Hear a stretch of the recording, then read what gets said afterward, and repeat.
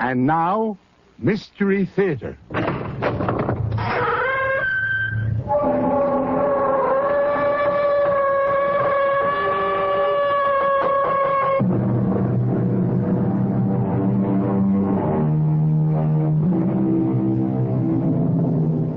Come in. Welcome. I'm E.G. Marshall, and we're doing business as usual, featuring our full assortment of the mysterious and the bizarre.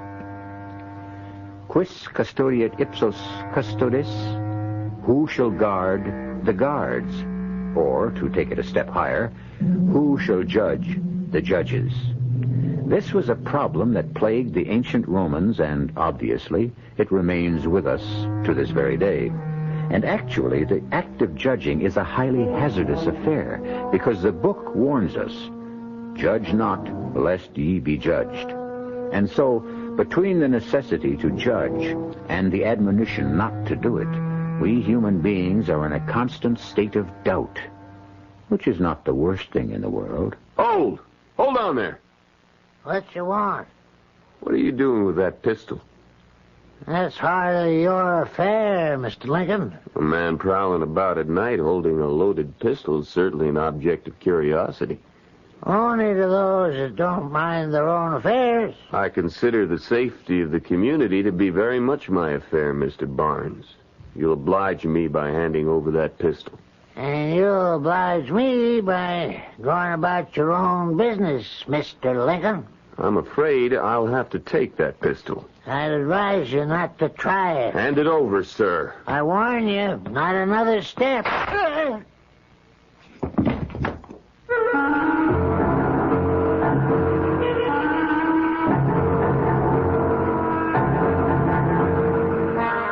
Our mystery drama, It's Murder, Mr. Lincoln, was written especially for the Mystery Theater by Sam Dann and stars Keir Dullea.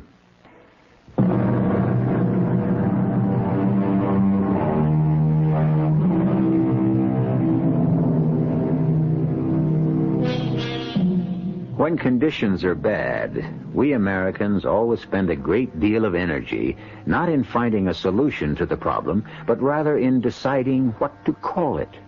Is it a depression? Is it a recession? Back in 1837, they called it a panic. So you see, we have made progress. 1837 was certainly a year to tighten one's belt.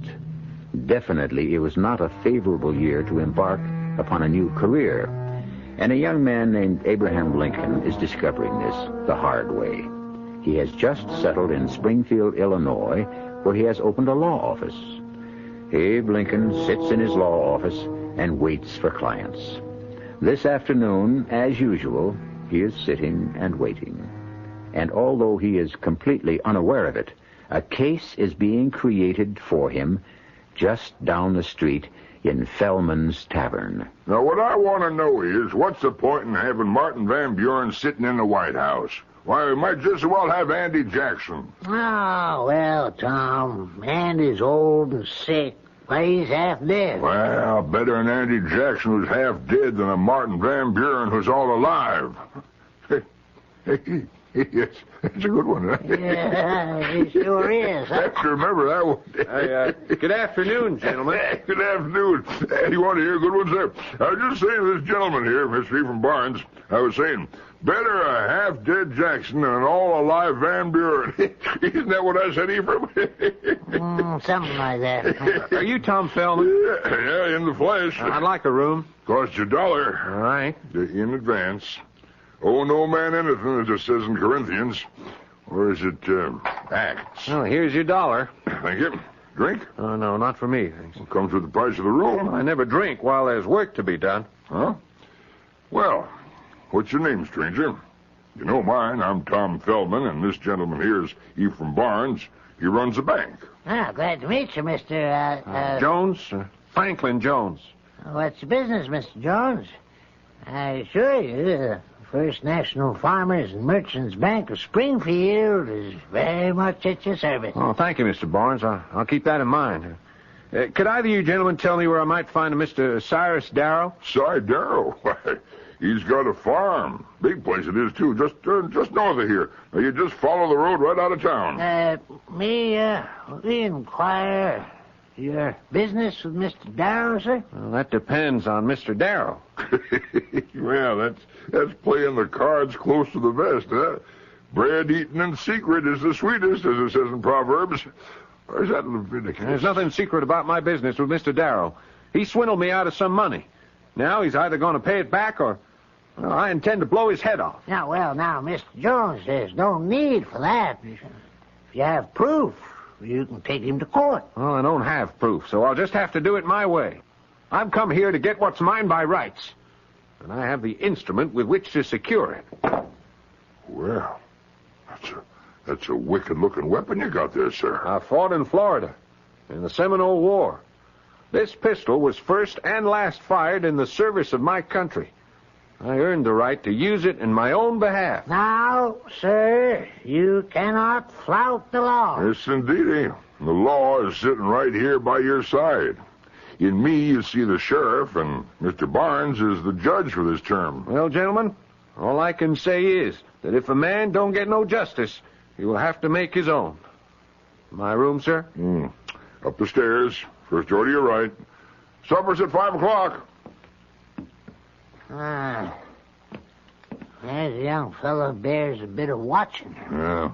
I pity him if he goes up against old man Darrow. Cyrus will just chew him up and spit him out. Wicked-looking pistol, that. You know, I'm not a wagering man, Ephraim, but if I was, I'd lay my money on Cyrus Darrow. Poor fella. Seems kind of young to die after surviving an Indian war and all.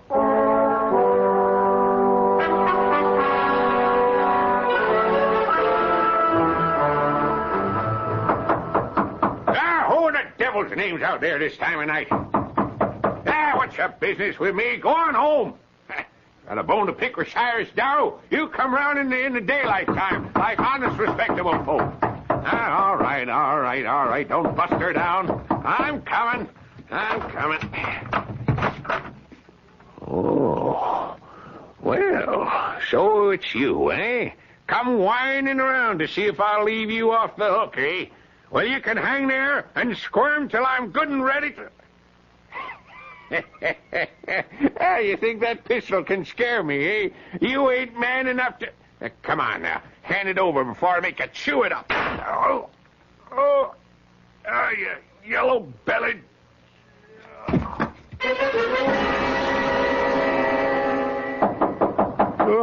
What? Who's there? The sheriff. Sheriff? That's right. Open up in the name of the law. All right. Oh, hi, Mr. Feldman. Oh, Mr. Feldman, the tavern keeper. No, sir. It's Mr. Feldman, the sheriff. You'll have to come along with me, son. What for? What for? Mr. Jones, it looks like you did what you came here to do. What's that? Kill Cyrus Darrow. Killed Cyrus Darrow, but I didn't. He's dead, son. Big hole in his forehead caused by the forcible entry of a pistol ball. There must be some mistake. No, sir. There's no mistake. This your pistol? Of course it's my It pistol. was found 50 yards away from Cyrus's house. No, you couldn't have found it 50 yards away because... Because? Well, it can't be my pistol. I remember I put it back in my bag. Yes? Yeah. Hey, it isn't here. Of course not. How could it be in that bag and in my hand at one and the same time? I didn't... Mr. Jones, as sheriff of Springfield County, I hereby arrest you for the murder of Cyrus Darrow. What? And may the Lord have mercy on your soul. What are you saying? Well, that's right. I shouldn't say that just yet. After all, you ain't been tried. But you'll get a fair trial before they hang you. I don't know what to say, Franklin. I don't know what to say. I didn't kill him, Emily. I didn't. Franklin, everyone says... I don't care what everyone says. You just got to believe in me. Why did you have to come here with a pistol? Why did you have to threaten him in public? Why? Because I'm stupid, that's why. Oh, Franklin, I'm sorry. I guess I really am in the soup this time. This man, Cyrus Darrow, was very well liked. And the evidence against you, it's so strong. Evidence? What evidence? What evidence? Oh, Franklin, your threats to kill him, the pistol. I swear to you, Em. I believe you, darling. But there's gonna be a trial. Well, I'll make them believe me. I'll make everyone believe me. You'll need a lawyer. Yeah, well, I'll hire a lawyer. And What is it, dear? a lawyer... Yeah, well, that's just what I said, my darling. I'll hire a lawyer. Dear, there are no lawyers. No lawyers here in Springfield, the state capital? Why, in a place like this, there are nothing but lawyers. I've been asking around, and I've gotten answers. One fella says, sorry, ma'am, I just couldn't take on another case. And meanwhile, he's got his feet on the desk, and I can see the holes in his shoes. And then another fella says, I never did try a murder case. What is it? There isn't nobody in this town doing 15 cents worth of business, and they say, each of them say to me, sorry, Miss Jones, I just can't see my way clear. Well, why won't they take my case? Well, Is it because they don't think they can win? Emily, that should make no difference. Law says every man's entitled to a lawyer. I know. But what the law really means, every man's entitled to a lawyer provided he can get one.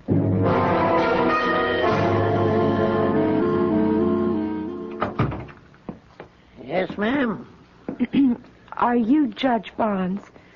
Well, here in the bank this week, I'm Mr. Barnes. I don't start being Judge Barnes till next week. Now, who do I have the pleasure of addressing? My name is Jones. Emily Jones. Mrs. Franklin Jones. Oh? Judge, my husband can't find himself a lawyer. Surely, Miss Barnes, in all of Springfield, there must be somebody who don't mind ruining his reputation? Now, Miss Barnes, lawyers don't see things that way at all. Then how does it happen no lawyer's willing to defend my husband? Well, it's a busy time. How busy? Look at your bank. Ain't a soul in here except you and me. Yeah, well... Well, what, sir? People going broke left and right, nothing being brought in or sold, no contracts to draw up. What are all these lawyers doing? Well, I'm sure if you look around... I looked everywhere. And everybody's turned me down. Everybody? Everybody. Ah. Have you spoken to a man named Lincoln? Abe Lincoln? Abe Lincoln? No, the names ain't familiar. Well, why don't you give Abe a try? He's the kind of lawyer who'll take any case he can get. Well, I must say, Judge, that don't sound like a very enthusiastic recommendation. Well, ma'am, it's the only recommendation I can give you.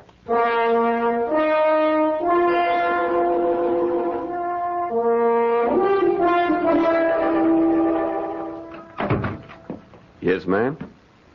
Will you please tell Mr. Abe Lincoln I'm here? There's no need to do that, ma'am. You've already done so. You? You're Abe Lincoln? The plea is guilty, ma'am. Now, to whom do I have the pleasure of... But you don't... I know I don't look like a lawyer. Well, the fact is, I don't look very much of anything else either. Well, Won't you have a seat, ma'am? Now, my name is Emily Jones. My husband, Franklin...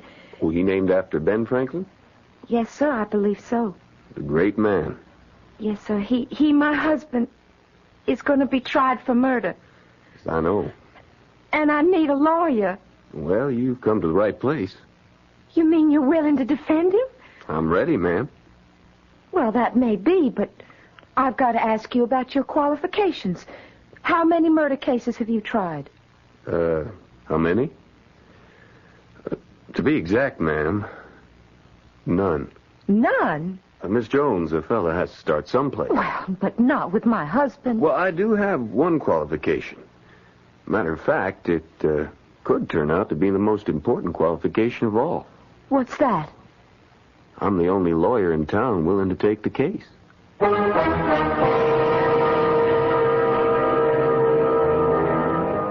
Didn't Longfellow say, lives of great men all remind us we can make our own sublime, and departing, leave behind us footprints on the sands of time. Yes, he did. However, what we should realize about the lives of great men is the fact that most of them weren't always great. Can you imagine being unhappy to have Abraham Lincoln as your lawyer? I'll return shortly with Act Two.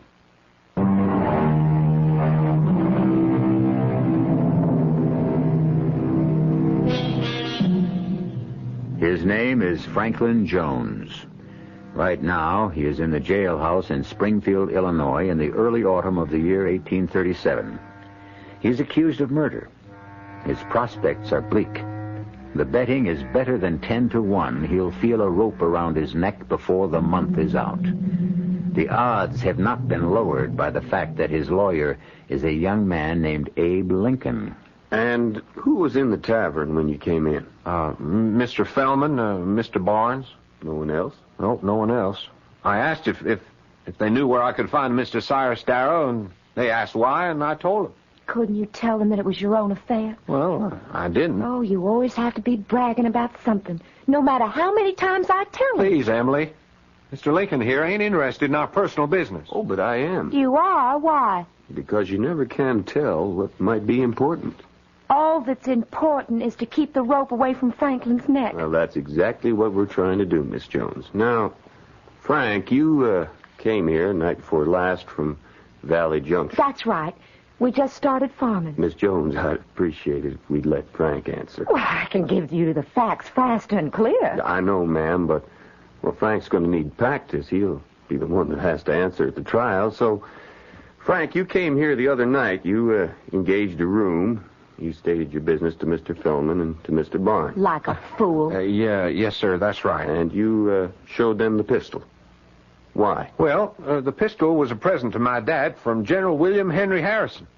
Dad was with Harrison at the Tippecanoe. You see? He wanted to brag about it. Mr. Fellman and Mr. Barnes, well, they weren't easy fellas to talk to. You know what I mean. I know what you mean, Frank. So I just went upstairs to my room and I went to bed, figuring I'd see Cyrus Darrow first thing in the morning.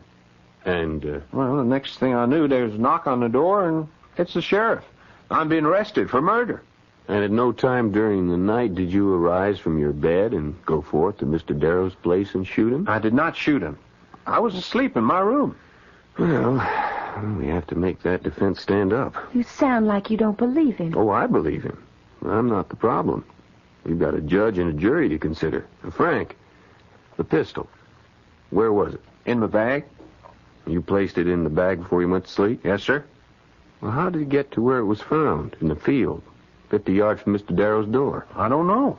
Well, the prosecution will say that you went there, shot Cy Darrow, fled from the scene, and in your guilty terror and confusion, you dropped the gun. Well, I couldn't have dropped the gun when I wasn't even carrying it to start with. I wasn't there. Well, then we must claim that someone came into this room while you were asleep and stole that pistol. Yeah, well, that's the only way it could have happened. You were conscious of no one? Oh, I was asleep. Tell me this. What was your business with Mr. Darrow? Why do you want to know? Frank? Is that important? It's the first question the prosecutor will ask. I should know. Oh, all that was before he was killed. Frank? Well, I enlisted in 1829. 1830. Oh, yeah, that's right. And I served in Georgia and Florida. And when I wanted to marry Emily, well, you don't get married on sergeant's pay. Oh, not to me, you don't. Anyway, there was this fella in the company, first platoon he was, a funny little fella, fat and baldy, you know, but smart. He was a Frenchman or a German or something like that. He spoke funny. You know, the Army's full of all kinds of foreigners. Well, they had to run here because they're having all kinds of revolutions in Europe. Will you get to the point? Now, why should Mr. Lincoln care beans about them revolutions in Europe? Yeah, well, his name was Fuller, and he knew all about plants and flowers, you know, and he said, Jonesy, some of these varieties could grow very well up north if... Yeah? If what? Yeah, well, I never did find out. You see, He and I were going into business, and we collected boxes and boxes of various seeds, and we was going to sell them to farmers up this way, where I was well known. That is, I knew some people. And since Cyrus Darrow was one of the biggest farmers in this parts, well, we wrote to him. And he wrote back offering to buy a special kind of feed grass. Yeah, we sent him $30 worth, and he never did pay up. So we wrote and we asked him for our money. And he sent back an answer saying he'd be hanged if he'd pay a cent for some sticky Georgia thistles. What was that man talking about anyway? Well, I don't know. I could have made a mistake and not cleaned out the seed like Fulda said you had to do. Well, he invited me to come up and look at his brand new thistle patch, and also give him the opportunity to wring my neck at one and the same time. And I said, Frank, you go up there and you get your money. Well, did I know he was going to take a gun? And at no time, then, did you visit Darrow's farm? No, sir, he did not. He was nowhere near that place. Frank? No, sir. As far as you know, it could, that is, the seed you sold him, could very well have been thistle, or burrs, or whatever. Well, supposing there was. What does this have to do with the killing of Cyrus Darrow? You weren't up there, Frank? Well, I said I wasn't. Well, I better be getting along. Where are you off to? I think I'll ride up to Darrow Farm. Whatever for? I might learn something. What's to learn? The man's been murdered. We know that. Well, I might find some evidence.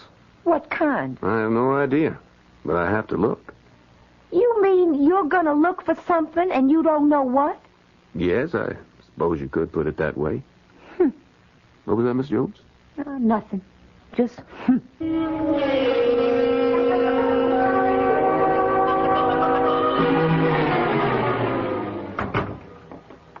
Hello, Abe. How are you, Tom? Hi. Sit down. Doing anything? Well, I'm about to take a run up to Darrow Farm. Maybe some evidence. Mm-hmm. Yeah. Evidence. Evidence of things not seen, as it says in Leviticus. Hebrews. Yeah. Yeah. Leaving soon? Well, I'd like to get back before supper. You've taken the Jones case. Yep. I was retained this morning. Well, Abe, you think that's wise? Wise? I'm a lawyer. What do you have to think of your career? You know, you gotta lose that case. It's plain as a cabbage on a rose bush. The boy's guilty. Isn't that why we're having a trial? Oh, we're having a trial because the law says he's got to get one. But you know what the verdict's going to be. Tom, I'm surprised at you. No, Abe. You're the surprised one. Now, look, you can't win. If you lose, you look bad because you're a loser. And if by some miracle, you could have a miracle, because as Milton says, the age of miracles is forever here. That was Carlyle.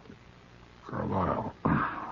Well, anyhow, if by a miracle you win, well, folks will resent it. Why? Well, the boy's so obviously guilty, people want him to hang. Look, Abe, I'm thinking of your future. My future? Yeah, you could have a great future in politics. I've seen you operate.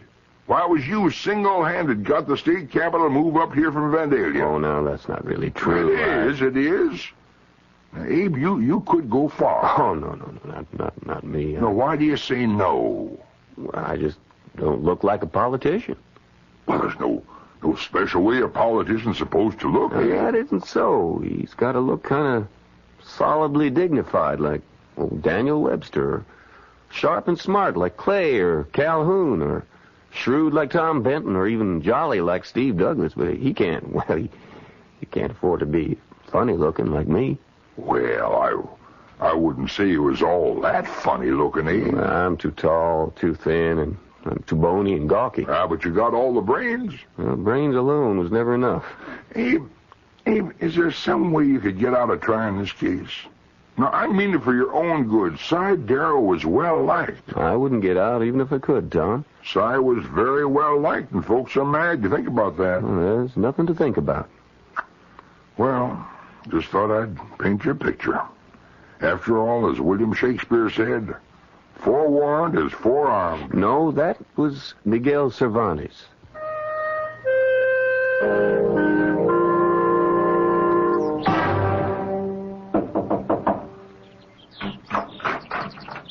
Wow. Hello there, Abe. Good day, Mr. Bennett. What brings you out here, Abe? Oh, I thought I'd come out here and look. For what? Oh, for anything I could find. I saw someone moving around in the house. Turns out to be you. Well, I was his lawyer. I'm just getting his papers put together. Well, come in. Look around, if you like. Thank you, Mr. Bennett. Right here in the doorway is where he fell. I found the body, in the morning. I'd come by to go over some contracts. There he was, dead. You going through his papers? I'm trying to. Mm-hmm. Anything missing? Well, Abe, either stuff is missing or he hid him away somewhere. What do you mean? I mean, he didn't tell his lawyer everything. No client ever does. You're going to find that out. Well, what would seem to be missing? I haven't had a chance to go through it all, but I know for a fact he's been lending out money all over town. The way things are with the banks and all, he was the only one with hard cash. Yes, I heard. Well, you could say there were plenty of folks who might have had a motive, Mr. Bennett. Yeah, you could say that, Abe. But I think your man's going to pay the bill. But he told me he never even came up here. Now, I know, Abe. But when you've had as many clients as I have, you learn how easily they can lie to you. It's hard to believe this boy isn't telling me the truth. Yeah, that's what makes it so dang difficult. Maybe he thinks he's telling you the truth. Abe, you're in trouble on this case. Admit it. I never denied it. Let's step outside, Abe. What for? We might find a way out of this problem. Now, Abe, just off to your left, leading to the road, there's a full acre, and it's planted in what? Now, hold on, Mr. Bennett. That's a wild field. No, that's a planted field, Abe. But who'd want to plant all those weeds and burrs and thistles? They come from the seeds my client bought from your client. That's hard to believe. Why? Let's say your client's a sharper, or he made an honest mistake. Don't matter. But he made my client mad. My old Si was ready to kill that boy on sight. Get my point? Mr. Bennett, I think I do. Now, taking it straight from there, you begin to see a new line of approach in the case. Mr. Bennett, let me tell you, sir, I am eternally in your debt. So think. I had just considered this case was hopeless. Abe, when everything looks hopeless, that's the time you really start to hope.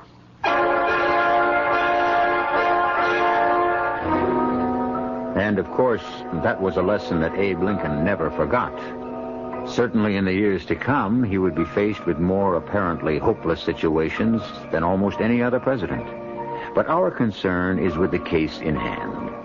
And what is the light that has suddenly dawned? Well, that will all be made visible when I return in just a few moments with Act 3.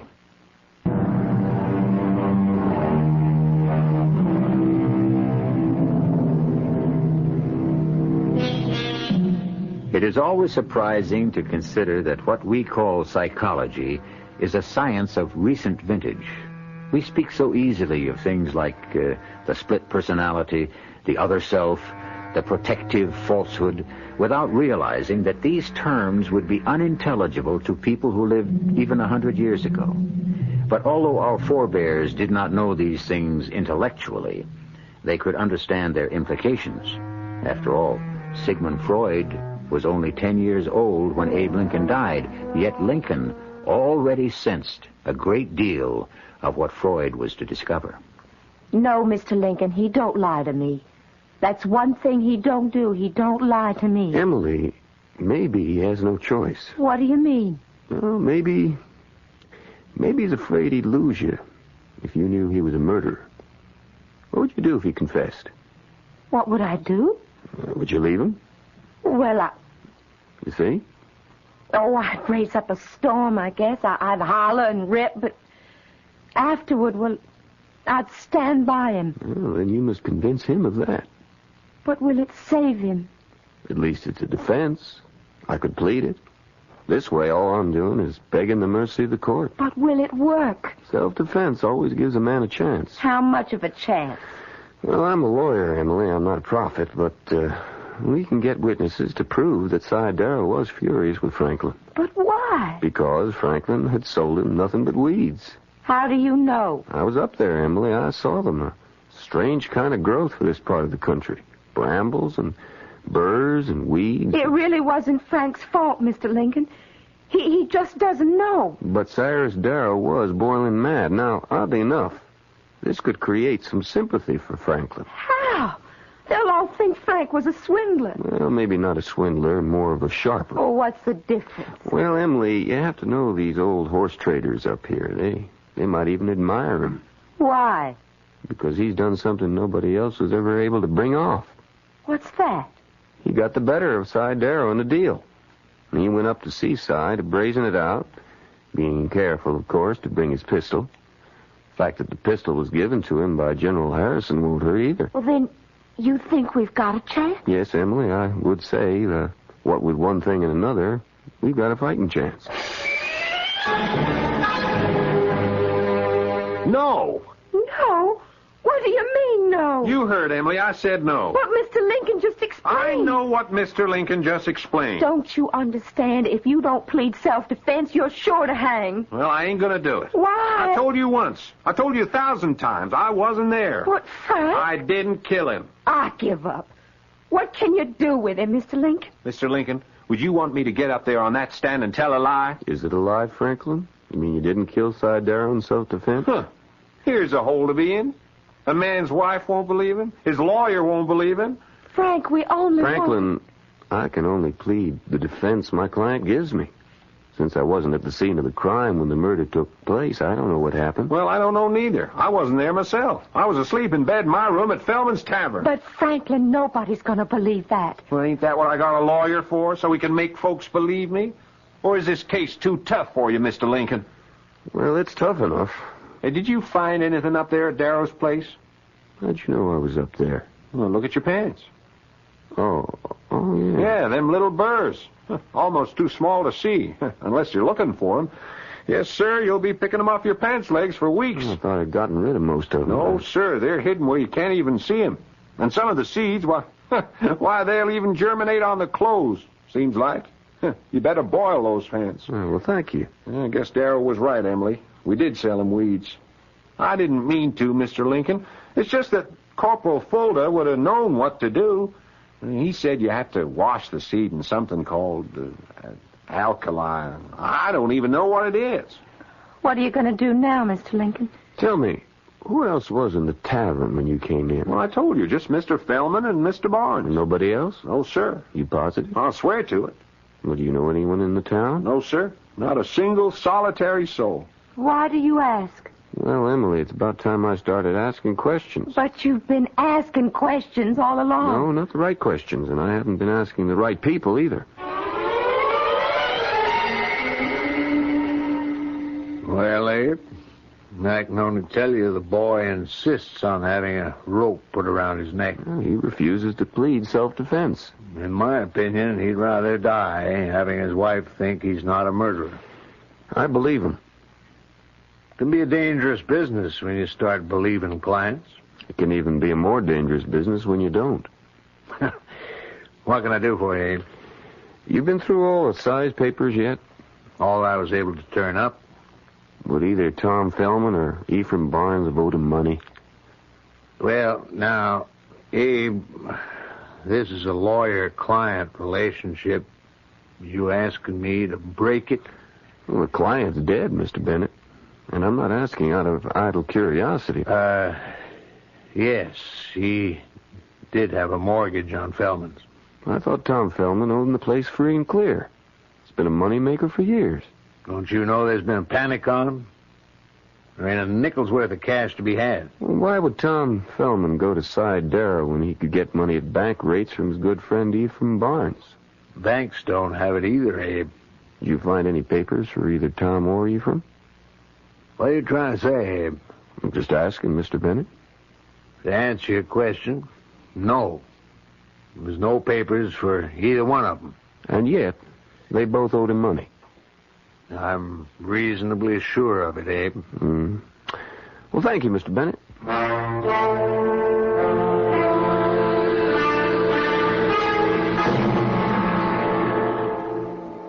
Good afternoon, gentlemen. Well, Abe, Afternoon, Abe. have a drink. How's the law business coming? Slow. Well, slow but sure moves mighty mountains. Aristotle. Euripides. Abe, I swear one day I'm going to catch you. Gentlemen, we have some business to discuss. They discuss business at my office only. This is legal business, Ephraim. Then I'd rather discuss it at your office. It has to do with the upcoming trial of Franklin Jones. In that case, I don't discuss it at all. I'm scheduled to be presiding judge, you know. I don't think so, Ephraim.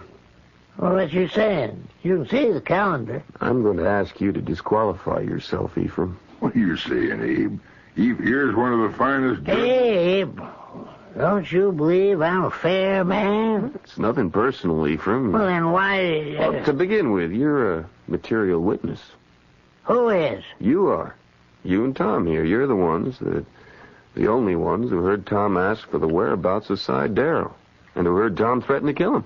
Yeah, well... Well, you can't be a judge and a witness at the same time, can you? Yeah, but you... Besides, there's more to it than that. What are you driving at, Abe? Well, my client insists that he's not guilty. Well, now, you wouldn't expect him to admit it now, would you? Yes, if he were guilty, I would, especially since I found a way he could plead guilty and still save his neck at the same time. What's that? Self-defense. Old Cy was boiling mad at him. Mad enough to kill him. But the boy refuses to take that defense, which proves to me that he's a young man of his word, and I have to respect that word. Abe, if Franklin Jones didn't kill Cy Darrow, who in thunder did? Well, we'll have to sit down, the three of us, and reason together. If Franklin didn't kill Cy, who did? We know somebody did, because Cy's dead. I'd like you to come straight and tell me exactly what you're driving at, Abe. Well, it couldn't be suicide. After all, how would Cy get a hold of Frank's pistol? Well, what motive would Cy have for doing away with himself? None. But you can't be too careful in these things. You have to explore every possibility. Now, but you also have to be headed someplace. Don't be impatient, Ephraim. I am. So if it wasn't Frank, who else could it be? Who else knew Frank was in town? Who else knew Frank was mad enough to go to Cy's place with a pistol? Who else would even know that Frank had a pistol? The answer? Either one of you two. Well, hold on there, Abe. Are you saying that Eve here, or me, could have killed Cy Darrow? Huh? Well, Abe, I am your best friend in town. How could you even think... Abe, I thought you was always a man of good sense. But this is monstrous. Have either of you gentlemen been up to see Cy lately? Well? Well, I ain't been up to Cy Darrow's place since I bought a pony from him in 33... No, it was 34. Well, yeah, it's been 3 years. Ephraim? It's been at least a year since I had occasion to visit Cy's farm. Where'd you transact your business? Whatever business we would transact, we would do at the bank. Gentlemen, one of you two is lying. Hey, now look here. Now, you want to be careful now, Abe. Friendship only excuses just so much. Let me borrow that chair. Now, I'm going to put my foot up on the seat of it. What for? Oh, come on, let's humor him. He's mad. You'll notice that the lower part of my trouser leg is covered with very tiny little sticky burrs. Yeah, so? So these are typical of a growth that occurs only in northern Florida or southern Georgia. You can't find them anywhere else in the country except at Cy Darrow's farm. Well, now, what's that got to do with the price of tea in China? They grew from seeds sold to Darrow by mistake, by Franklin Jones. I still don't see what you're driving at. I was up there just before. That's how they got all over my pants leg. Now, will each of you gentlemen please place his foot up on the chair? I'll be hanged if I do. Is that a prophecy, Ephraim? Eve, them little burrs, them sticky little burrs. You got them on your... Ephraim, if you wasn't up at the Darrow place, how'd them little burrs get all over your pants?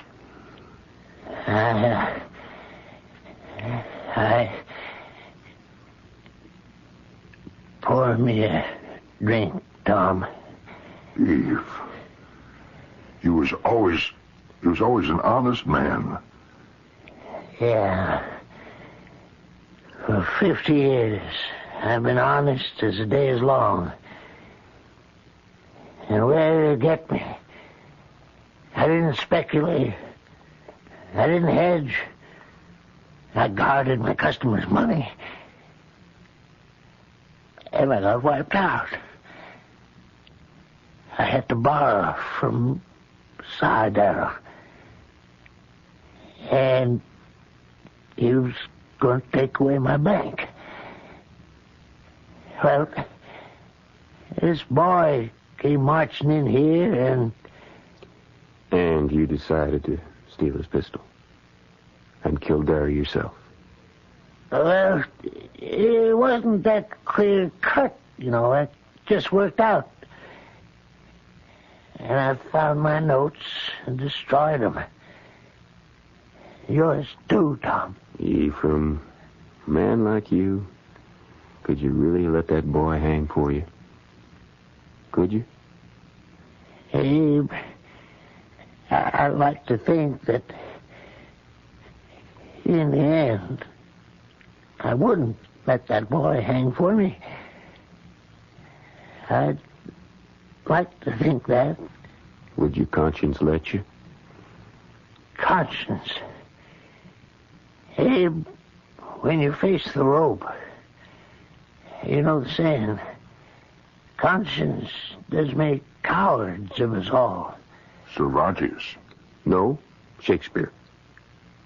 You're a good lawyer, Abe.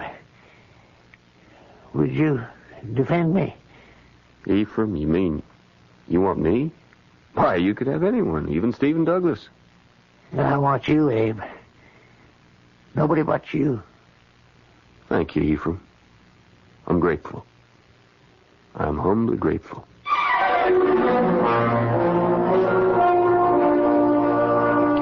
Well, the case went to trial with a new judge and a new defendant. And the young lawyer Abe Lincoln argued ably and well. And the result was a hung jury. But, as Abe Lincoln said afterwards, better a hung jury than a hung client. Well, you hang around. I'll be back shortly.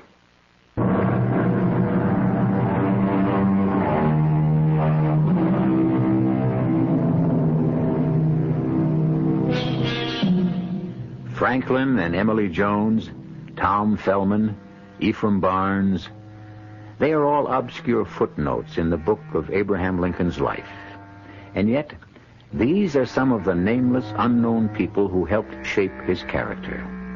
All around us are young men and women whom we, in our anonymous fashion, are also molding by our precept and by our example. And we are molding them into what? Think about it. Our cast included Keir Dullea, Jennifer Harmon, Paul Hecht, Joe Silver, and Robert Dryden. The entire production was under the direction of Himan Brown. This is E.G. Marshall inviting you to return to our Mystery Theater for another adventure in the macabre. Until next time, pleasant dreams.